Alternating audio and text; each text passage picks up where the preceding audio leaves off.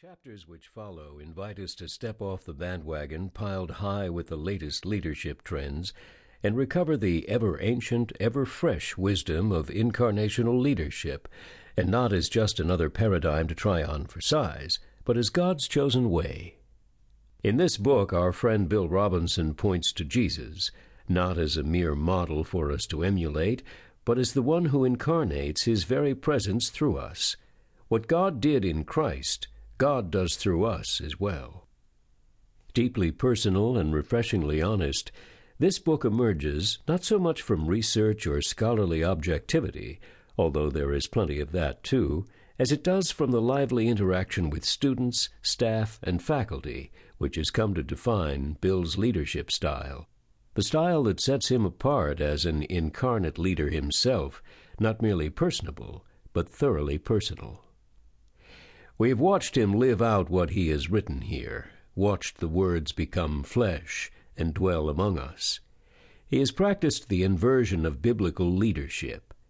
If any of you want to be great, you must be the servant of all.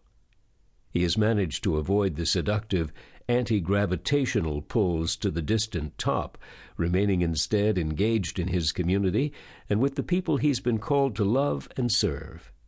Before students show up for freshman orientation, Bill has already prayed for them. Chances are very good that he already knows their names.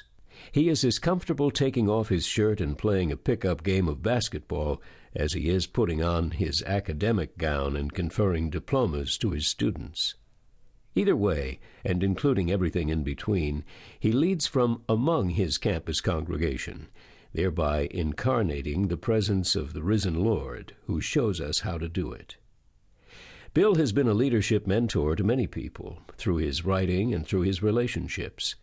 His effectiveness as both a leader and mentor, however, is possible only because he has been a serious, disciplined apprentice under the lordship and leadership of Jesus Christ, who, though he was in the form of God, did not count equality with God as something to be grasped, but humbled himself, taking the form of a servant. In a world saturated with books on leadership, most of us are, rightly, skeptical about yet another one. Yet, if by some special dispensation of grace you don't already have leadership books in your personal library, and you genuinely desire to be a distinctively and unimpressive Christian leader, this is the only one, and likely the last, you'll ever need. Introduction. Never stop learning from him. On Monday morning, February 4th, 2008, every sports page in the world heralded the New York Giants' astonishing Super Bowl upset over the undefeated New England Patriots. And the big story within the story? Giants head coach Tom Coughlin pulled off the shocker with nice. Entering the season with his boss grumbling, "He's our coach this year. We'll see what happens after that." Coughlin decided he needed a leadership makeover. Jackie McMullen of the Boston Globe reported an incident that took place on Media Day, 72 hours before the big game. A boy no more than 8 or 9 years old was handed a microphone, and he made a beeline toward Giants coach Tom Coughlin, who, spotting the junior inquisitor, leaned over in an almost grandfatherly fashion and tenderly attended to his question.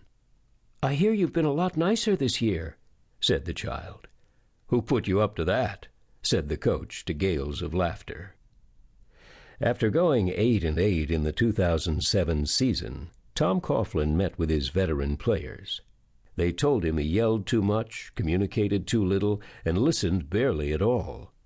Veteran player Michael Strahan calls the change a transformation. "Sometimes I barely recognize him."